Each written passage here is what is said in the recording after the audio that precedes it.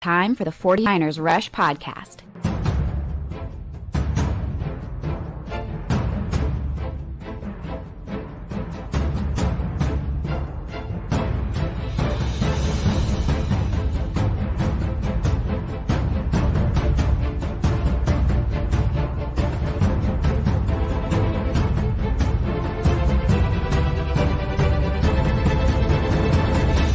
And here's your host, John Chapman. What is going on, faithful? Welcome back to another episode of the 49ers Rush podcast. And I'm really excited about this one because we're changing it up a little bit. We've got a crossover episode with my man Ryan with the Believe Network. He covers all things LA. Ryan, how are we doing today, man? What's up, brother? Thanks for having me on. Excited to talk this game. You know, it'd be interesting. I wonder if you have any crossover listeners. I've actually been on a lot of Niners podcasts and radio, but usually it's for the Rams when they play. So this will be fun to do the Chargers. So thanks for having me on, brother. Yeah, man, excited. And man, I really do feel like this game, I don't think for either team, this is like one of the most important wins because it's not a conference game even. It's not a division game. But at the same time, I feel like both these teams are in a very similar spot. Kind of that back end, you know, definitely in the playoff situation, hopes to be in the playoffs. But this is kind of a litmus test game. Would you say for the Chargers, like where is the expectation with how this Niners-Chargers game measures up with how this team's going to play the rest of the year? Yeah, I mean, every game now feels for the Chargers like a must win just because of their division, you know, how good the Chiefs are playing. The Bills, I know, had a tough loss, but you can say how good the Jets are playing, right? Like the AFC has some strange teams that have really all of a sudden jumped up in the fold that you didn't expect to be there before the season started. So still think this is an important game. It's a good barometer for this team, especially based on what they did in the offseason for the run defense and just the defense in general and kind of what they can match up with this Niners team. Now, I'm sure we'll get into it. This team is still extremely battered up with injuries. And, you know, the fan base here, it's funny because they'll mention the injuries, but they definitely don't allow that to be an excuse, which I respect to some degree. But in some degree, it's like, you know, when you're down this many talented players, it's pretty impressive. This team is 5-3 when you look at what's ravaged through this team. So, but overall, it should be a great matchup. Man, you know, it's funny you bring that up because Niners fans feel like every single year we are the worst injury-plagued team in the NFL. And every year I'm like, yeah, but look at the Chargers too. Because I feel like for 5 years straight, it's just been, you've lost so many quality starters. So let's kind of spend some time there. Because how many all-pro players are y'all missing? Keenan Allen didn't practice today. Do you think he's going to play?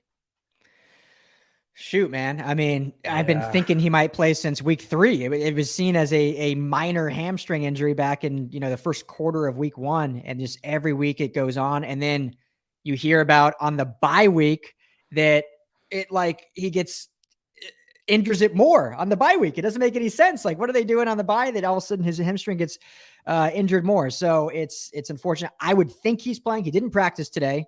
Like you just mentioned, Mike Williams will not play. He didn't practice.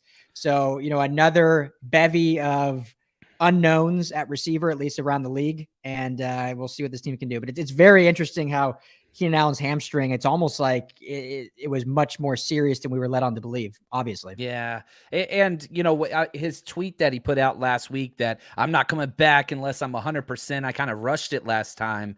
As soon as I saw that, I was like, man, I don't think we're going to see him against the Niners, which I'll be honest, Keenan Allen, you know, he's one of my favorite players in the NFL that's not a Niner. We're pretty Niner centric over here. But a lot of the people watch it. What's up, Melissa? She said, shout out to the USC. Love it. So got some of your listeners in here, which I just absolutely That's what I was saying. I was like, I wonder if anyone will have heard of me before being on other Niner shows. So, and up, if Melissa? You haven't listened to him yet, he covers all things LA. So we got Bruins, we got USC, we got Rams, we got Chargers. And your Twitter handle at Ryan, is it Darude? Am I saying that correctly? Close enough. Darude. Darude. There we go. LAFB. So again, Ryan Darude, LAFB on Twitter. Check out his stuff. They freaking crush it over there. That network, the Believe Network, you guys always do a hell of a job. Y'all cover it all, which is awesome. Now, defensively, I don't know, man. I feel like you guys just lost another defensive tackle. Joey Bosa's still injured. Like, there's just so many guys out. Would you say that's the reason why the run defense has been, I don't know, it's been bad? I don't want to like take shots, but like it's been one of the worst as far as metrics go in the NFL, yards per rush, all these different metrics. What's your assessment on why the run defense is kind of where it is for the Chargers? Yeah, I mean, it's a great question, great talking point. And I think it's two things, John. One, you definitely have to attribute the injuries. No Joey Bosa. They've been banged up on the back end a little bit. They've been kind of shuffling guys at linebacker or haven't really found their true middle backers. Obviously, Drew Tranquill has played phenomenal this year. Kenneth Murray has much improved. They signed Troy Reader, who has familiarity with his defense with Brandon Staley back to his time with the Rams. So they're doing some adjustments on there. And then as you alluded to, they lose Austin Johnson now for the season, one of their big acquisitions in the offseason. So I think the injuries have had a little bit to play with it. The other thing they've had to play with it, and people will see this as an excuse, but they've played so far this stretch in the season, they've played very run-heavy teams that I don't think many defenses are slowing down a ton. When you look at the Browns, who have arguably the two best running backs in football in their backfield, you look at the Falcons, who obviously with Arthur Smith, they are running a college-style run offense, and so they're going to run the ball 40-plus times a game. And then the other thing, when you look at it, the third thing, I guess I said too to begin with, when you look at Brandon Staley's defense, which is obviously a factor of the Vic Fangio style defense, that defense challenges you to run because they play that too high shell where they're going to give you that short stuff, give you the running game because they're not going to let you stretch the field and kind of lull you into sleep. And so in doing that, teams in the first half, when you really break it down, John, teams in the first half have run the ball very well because of that system.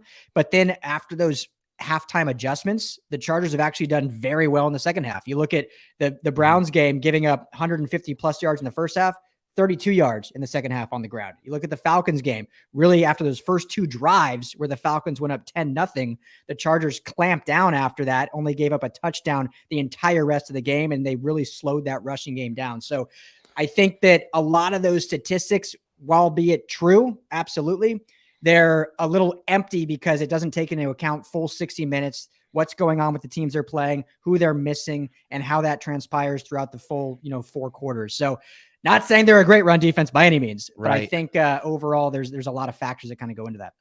And, from Josh, 49ers Faithful Forever, he's got this question that I want to spend some time on. What's your take on the coaching staff? Because, again, I think I want to phrase this two different ways. I noticed the 97 rush yards in the first quarter against the Falcons. I was watching it and just taking notes the whole time. After that, the in-game adjustments were incredible. And I think a lot of people want to give the head coach a lot of criticism, which is rightfully deserved. But the one area that I think that he has excelled in is in-game adjustments, which I think people don't talk about enough, which I think he's been great in. So here's my question to you. Will Staley be the coach next year? That's a great question. So I personally love Staley. I'm a huge Staley guy. I do too. I think his criticism is, I don't know if I'd say unwarranted, because there definitely has been some questionable coaching decisions, some, unprepared looking teams certain weeks. You can look back to that game against Jacksonville where it was very just like what happened in that game. Even this one coming out of the bye, why they got off to such a slow start. So I get some of the criticism, but you also have to look at what this team has gone through and the fact that they're 5-3. Like, to me, that is incredible. What other team and I know Staley's a defensive mind, but he's very involved in this offensive game plan as well. What other team? I know they have Justin Herbert, but I don't care who your quarterback is. If your number one receiver is a second-year, third-round pick, and your number two receiver is a walk-on practice squad player, and that's who you're throwing the ball to, and you're winning that football game, to me, that is extremely impressive. So to answer your question, I think unless they lose out or, they end up 6-12 or whatever, the 6-11, I think Staley's safe, just because of this organization historically has shown they kind of let their coaches at least run the course of their contract to a certain extent. But I don't think that's happening. So I think they will make the playoffs, in my opinion, but even if they miss it just by a game like they did last year, I still think they give him at least another year. So I think he's safe, but if you talk to Chargers fans, it's a very different sentiment. And I get it. The fourth down calls, like I felt like that, being on prime time and right in that playoff race, like that has stuck in, I think, the common NFL fan's mind probably longer than it should have. But again, if you look across the NFL, and we were even going through some of this Niners fans with the whole like fire Shanahan and whatever when Trey Lance got hurt and all that stuff, and I'm just like, whoa, what the hell? Like, you got to look around the NFL. There's still Josh McDaniels out there. There's still like some very, very poor coaches. And I think that the ceiling on Staley is very, very high. Everybody that talks to him loves him. Now, the one thing I will say, and I want to transition the conversation this way, Kyle Shanahan has had so much success against this Rams-style shell defense because Garoppolo never throws it deep. So from your assessment, I don't know, this matchup as far as the 49ers' willingness to run the ball very, very well and stay committed to that, the quarterback's inability to throw the ball deep, literally can't do it. Do you think that the Chargers will stay in that shell concept? Because I haven't seen them got out of it. Since I've watched their film the past 3 weeks, they seem pretty committed to keeping that shell, the roof over the top, so to speak, of a defense. Are they going to keep doing that this week? Yeah, I mean, that's their scheme, that's their style, that's their bread and butter. That's what, Brandon said they got hired on when he was with the Rams, having the number one defense. That's what kind of turned heads and got him that hire. Now, why it hasn't been quite as successful so far with the Chargers is personnel. We can talk about injuries, which we already mentioned, but first and foremost, you don't have Aaron Donald on the defensive line. That's a huge thing. As great as Joey Bosa is, he's on the outside. He's not in that interior kind of stopping the run and whatnot. And, you don't really have that Jalen Ramsey corner. Yes, you have Derwin James, who is the all-world safety, but they play very kind of not very different, but they play different positions, obviously. Now, what they have done, John, that I've been excited about is they have used Derwin James differently this season than they have even last year or earlier in the weeks where they've had him in some blitz packages. They've had him, blitz up the middle or on the outside, play more in the box. So that's been kind of their adjustment from not necessarily abandoning that two shell, because sometimes they drop someone else back, but at least they bring their best defender on the field up to, neutralize some of that open field they give up when they're only, having 4 guys on the defensive line. So I don't see them abandoning it. To answer your question, I do think they'll adjust a little bit like we saw against Atlanta that you alluded to, and we're able to kind of neutralize and slow things down. But, it's definitely not something that they're just going to totally shift and change. I'll say this. Anytime I see 2 high safeties against the 49ers offense, I'm so happy. Whenever I see the rotate down in like a robber, cover 1, whatever, man freestyle, I'm scared to death. Because again, and I keep bringing this up, Jimmy Garoppolo completed his very first pass as a 49er, 30 yards down the field outside the numbers last game.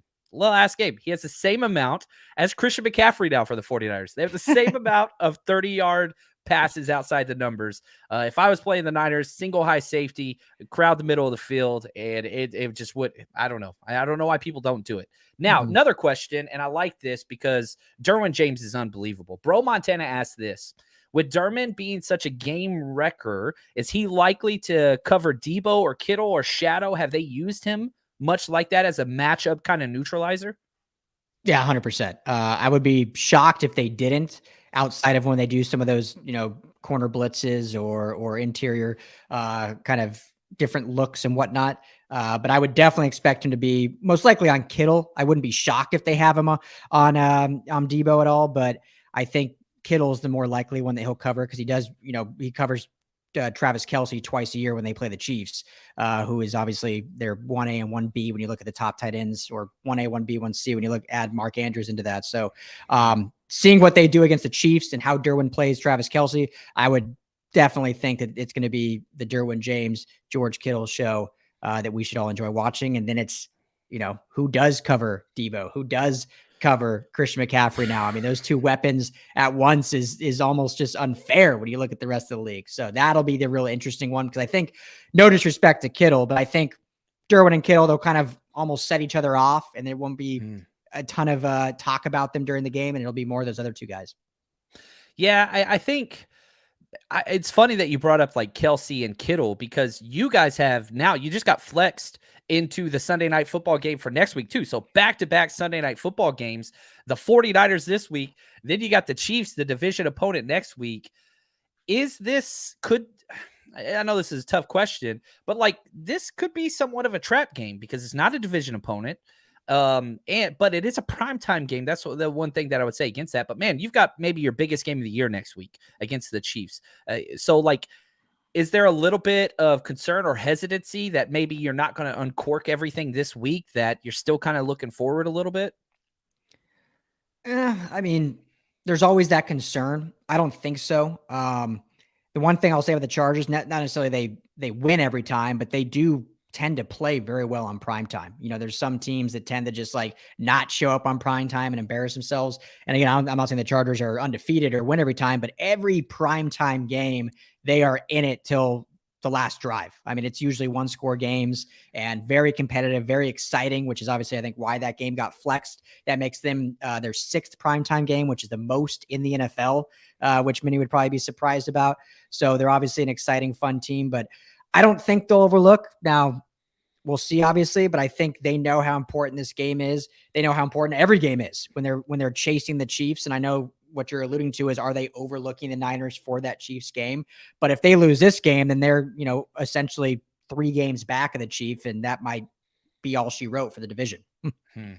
Which is crazy to say, and like, I don't know. The Chargers were one of my favorite picks of the year. And I get all the primetime games because, one, you got Herbert, who is like exactly how I would build a quarterback. Because I said before the year, like, I'm telling you right now, if I could start a franchise, I'm going Herbert. Probably should have said Mahomes. It's easy to whatever they're play that top level. Mm-hmm. But with Herbert, okay, let's address how he's played this year. He hasn't lost his left tackle. Is the center back? Is your center back? Just now back, Corey Linsley, yeah, but he missed 3 or 4 weeks total. Right. So Corey Lindsey, he's a hell of a player. You miss your number 1, you miss your number 2 wideout. Where is your assessment of Herbert? Is he living up to being like a top 3 quarterback in this league, like a lot of people had him preseason? Do you think that he's lived up to that, or kind of give him kind of like a report card grade so far in 2022 for us? Yeah, I love Justin Herbert. Going into this year, I have him as a top 3 quarterback, essentially. And the talent is there, the IQ is there, the leadership, albeit a much quieter style of leader, but just does it with his actions. And, obviously all his players and coaches love him. The work ethic's there, all the intangibles, it's all there. He's proven it on some of those throws and some of those games. My biggest thing for him coming into this year was consistency, because even his first 2 years, there were some games where he was not the Justin Herbert we know and expect. And he did not play well when you look at the Baltimore game last year, when you look at the Houston game last year. But then you look at that Raiders game at the end of the season, where I know they lost, but those last 2 drives down 15 with 4 minutes left may have been some of the best quarterback play I've ever seen. And that includes Mahomes. So absolutely has all the tools. Now, this season, I've been, I always call myself the glass half full guy. I'm very nice in my analysis, but I can be, critical to a sense. And I don't think he's been very good this season. Now, part of that is due to that cartilage injury he suffered right in the, week 2 against the Chiefs. Obviously, that's a big time injury when you're a quarterback and you have to use your entire body and your ribs to throw. So I think a lot of it is due to the injury. But he hasn't played well. The decision-making has not been great. When you look at the Seattle game, he had that pick right in the beginning of the game in triple coverage where even if the guy was open, he underthrew him. He's missed some throws on simple out routes that usually he can throw in his sleep. So it's not that I don't think he's like falling off or anything. I think it's just the injury has kind of knocked some of his consistency, has knocked his prowess. And I think the play calling has kind of suffered too, because they've kind of not been sure what he can do. Now, last week against Atlanta, I know I'm getting long-winded, we saw him get back to the Justin Herbert that we know. He made some critical throws, some howitzer throws. There was a one on a 3rd and 7 to DeAndre Carter over the middle, right in between 2 defenders. The window was about this big. I won't say what I'm going to say because I don't know what age group you have as your listeners, but it was a small window that he hit. Obviously, that last drive had that nice, 20-yard flag route down the sideline. So that game was back to what we're used to seeing. So Overall, John, right now, Justin Herbert, I think just because of how good he is and because of my expectations, this season's been a C plus, but I think he Oh, absolutely can get back to that A range and top 3 level because he's getting healthier. He's going to get some of those receivers back. And even with a C plus effort from your MVP level quarterback, this team is still 5-3, which is impressive to me. the fact that you said DeAndre Campbell, that name alone, I feel like you got to grade it on a curve, right? Because he's throwing to guys like John Chapman out there, like DeAndre Campbell, and like not trying to like throw shade on him, but like that's not a common name in the NFL. And so I think that's frustrating. And he's dealt with a lot of injuries. Melissa asked, "How are his ribs? Is he 100% now, or is he still kind of fragile in that mid area?" Because I've had hurt ribs before. You can't do anything without the pain tolerance. But how's he doing with that? Yeah, it hurts to breathe when your ribs hurt. So, 2 weeks ago, the game before the bye, he was actually off the injury report. So that tells you, based on the team's reporting, that he's 100%. Now, I don't fully believe that. I don't think he probably still felt 100%. But since it's been 3 weeks now going into this week that he's been off the injury report. So based on those reports, he is 100%. Okay, based on those reports, we'll take it. And I never. Injuries suck because I want to see, I'm watching the tape of the Chargers and it's the antithesis of the 49ers offense almost to a T because, Jimmy's throwing everything within 15 yards between the numbers. And then you get this big freaking 6'5" quarterback that's just rocket launching these things down the field. And it's just like, get your popcorn ready. I don't want to have any success against the 49ers, but it's a lot of fun. And I want to see them at their best. I think it's going to be a lot of fun this week. Now, real quick, we got some more questions. And if you have more questions for Ryan, throw those up in the chat. Real quick, though, we got a quick word from our sponsor. You know sports and you pick winners all the time, so why not get paid for them at MyBookie? MyBookie has the biggest online selection of odds, contests for all your sporting and betting needs anytime, anywhere. You can bet on NFL, NCAA, or, this is pretty fun, I love this, you can bet for the fences buy on the all-new money bag. So what happens is it's a one-of-a-kind type of opportunity. You just place your bet, spin the wheel, and you get ready to score epic odds on teams, athletes, events, all those things. It just increases those. So it's like a bonus spin to give you even better payouts and better odds, better chances to win. All you got to do is sign up for free today. Use promo code 49ERS or scan the QR code next to me, and you can claim a deposit match of any amount up to $1,000. Again, that's promo code 49ERS to claim your deposit bonus. It's not just a sports book. It's a community. Bet anything, anytime, anywhere with MyBookie.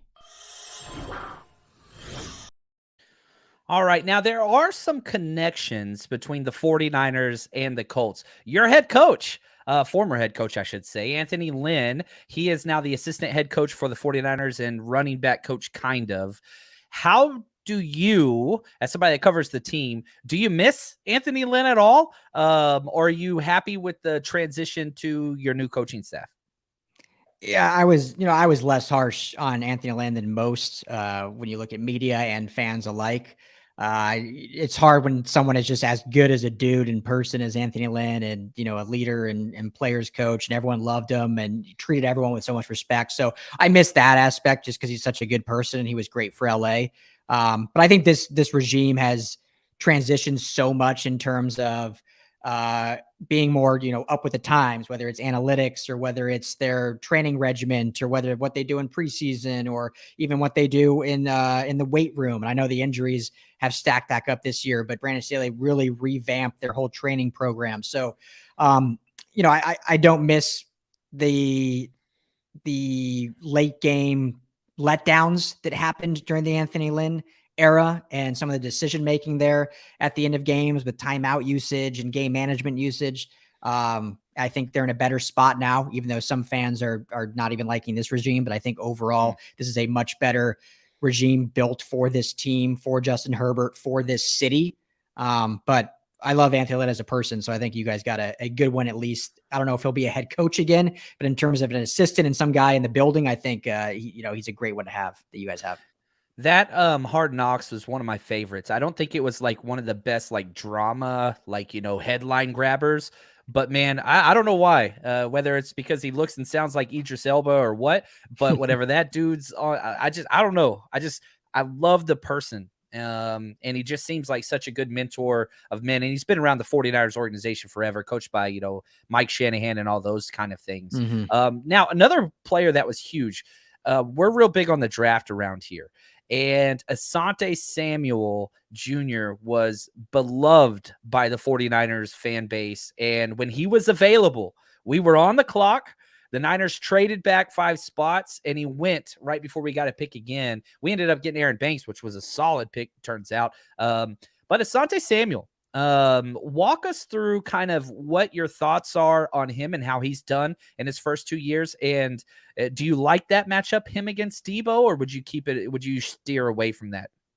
Yeah, I mean, it was shocking last year during the draft when the Chargers were able to have Rashawn Slater fall in their lap and then Asante Samuel Jr. fall in their lap in the second round. Like we were even talking like, do you trade back up in the first to get him? Which the Chargers never trade the draft, so that was never going to happen. But that's where we thought his value was, and the fact they got him at 46 or whatever it was just unbelievable. But he's so good. I mean, he had a phenomenal rookie season last year. For those that don't know about the Chargers, obviously. What's new? They had injuries on the back end. And so he, as a rookie, essentially became cornerback 1 as a rookie and really kind of played well. And he got injured too. I mean, he missed time as well. But he was able to really learn the system quickly under Brandon Staley. And basically after training camp kind of sees that number 1 spot. Now this year he's had a little bit more ups and downs. Nothing bad, nothing egregious, but I think we haven't seen that jump from like tier 2 to tier 1 that we were hoping. But still a super talented dude, super athletic. I absolutely would think if they do any shadowing, which outside of Derwin on Kittle, usually the Staley defense kind of doesn't necessarily shadow specific players. But if they do, I definitely think it would be Asante on Debo just for the size, speed, talent level. And the Chargers, especially with JC Jackson out, just don't really have anyone else that can do that. Mike Davis obviously got paid 2 years ago and he's been a CB1 for this team, but I don't think he has the skill level at this point to keep up with, I mean, who does to keep up with Debo, but if anyone on this roster does, it's Asante. So love what I've seen from him though. Yeah, he's been awesome. Now, I felt like the 2 probably prized corner prospects in this free agency class was J.C. Jackson, that's who the Niners wanted fans-wise. He got paid way more than I think he deserved it with the way he played. But, man, his injury, how's he played when he's been healthy for you guys this year? Didn't play well. He's a big player of chat down here in Los Angeles. Part of it, honestly, is just he got hurt in training camp or he had surgery that kind of, they've never said exactly what happened. He didn't have a setback necessarily, but the wound got like infected and just wasn't healing the way they wanted. So missed most of training camp, missed the very beginning of the season. And then when he comes back, he's thrown right into play, plays 2 to 3 games and doesn't live up to that hype. When you're paid that much money, you're expected to be Jalen Ramsey, right? Shut down everybody or these great corners, which JC Jackson did the last 2 years in New England, wasn't able to do that, gave up some big plays. And then, obviously against Seattle broke his kneecap and now he's out for the entire season. So he didn't live up to the hype, but I think it was more so that he just never was able to get into a groove. I mean, when you miss most of the offseason, you're on a new team, new scheme, new players playing next to you. Like you need time to get acclimated. And he was never given that time. He was kind of forced to not only get into a new team, new system, but be the face of that system without knowing it. So it was kind of unfair expectations. I think he would have got it right had he stayed healthy. Now since Seattle, this would have been his 5th game playing this season. And I think he would have got it right, but unfortunately didn't. So, he's under contract. He'll be back next year, but obviously he's definitely been a contentious conversation among Bolt fans. Man, I'm just a fan of the way he plays. And, it's just, Jason Verrett, who, I'm from Texas. And so, like, I've watched him play for the longest time. And he goes to you guys, one of my favorite players, the injuries. He's back at practice now for the 49ers, still limited. I don't think we're going to get to see him against his old team. I was hoping this week they would unveil him. Doesn't look like that's going to be the case. But yeah, so Ryan, as we kind of draw this conversation to a close, What are your predictions for this game? Do you have the Chargers coming out on top on the road? Or do you think the 49ers and the matchups and the injuries are just a little too much? Yeah, it's so tough because these teams are similar, John, in a sense that they're so unpredictable. Some weeks, I mean, you watch the Niners play the Rams, the Niners look like the best team in football. I mean, they are like a Super Bowl team whenever they play the Rams. But then you see them play other teams and you're like, what happened? Where did this team go? What's going on here? Chargers are the same way. I mean, they play up to their better competition. They play down to their lower competition. You look at them getting blown out by Jacksonville. You look at them having some struggles against Houston, but then you see some of these other games where they really play up and play well. So it's super hard to predict. Obviously, I think the big catalyst here, the big player we haven't even talked about is Christian McCaffrey, which is going to be so hard to contain for the Chargers, especially losing another guy on that defensive line in Austin Johnson. It's going to be a big call on Derwin James, who obviously we're talking about he's going to have to cover Kittle, but I think he's also going to have to really be that spy almost for Christian McCaffrey. So it's going to be tough. I think the offense can do things that the Niners haven't necessarily seen a whole lot this season. And this Niners defense is so good. And they just, fly to the football. They're physical. They have a mentality that is just different than a lot of defenses. So well coached by DeMeco Ryans, which in my opinion is the best thing Kyle Shanahan's done as a head coach is his defensive coordinators. I mean, for everything talking about him home runs. Being an offensive guru, the dude has just lit it up in who he decides to run his defense. And that's what for all his offensive accolades, the Niners have been better at defense his whole tenure, which is always funny to me. But prediction, John, here we are on a Wednesday. Keenan Allen didn't practice. I think he does play, but if he does not play, I think the Niners do take this game. I think it'll be close. He's that valuable. Absolutely. I mean, you can beat the Falcons, who are a better team than people expected this year, but they're still the Falcons. You can beat them without your top two receivers. I don't think you can beat the Niners without your top two receivers. So if Keenan Allen plays, I think the Chargers can pull this off. If he does not, I think the Niners take it. Either way, it's going to be a 3 to 4 point game. So I think it'll be close either way. It's going to be close. Your goatee's getting some love in the chat. I do want to throw that up there, Ryan. That is very important. Impressive. Now, I want to say that Ed, he's talking about the 49ers. I wanted to be respectful of Ryan's time. So we're going live later today.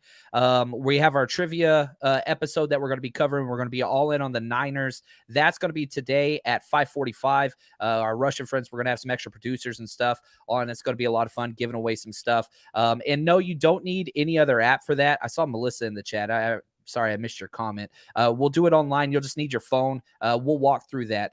But that's going to do it for us. And Ryan, I just want to say thank you for your time, man. I feel a lot better, more educated about the game coming up Sunday. And man, I'll say this. I find myself pulling for the Chargers almost every single game they play. I think a lot of Niners fans really like them because we hate the Chiefs. We hate the Raiders. It's like you guys, it's funny because we're kind of like cousins in a sense. But man, just want to say thank you again. Now, one more time before we jump out of here, where can we find and support your show and wherever you're active?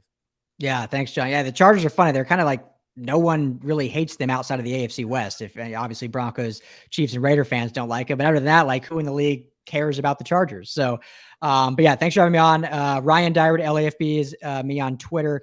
LA Football Network is our network, lafbnetwork.com, where we cover all LA football. And obviously our show is, everywhere. We're on YouTube and we're on the Believe Network as well. So thanks, man, for having me on. For all your listeners that are Trojan fans, fight on. All right, man. That's going to do it for us. We'll be back later today, 5:45 Pacific time. But until then, stay strong, faithful.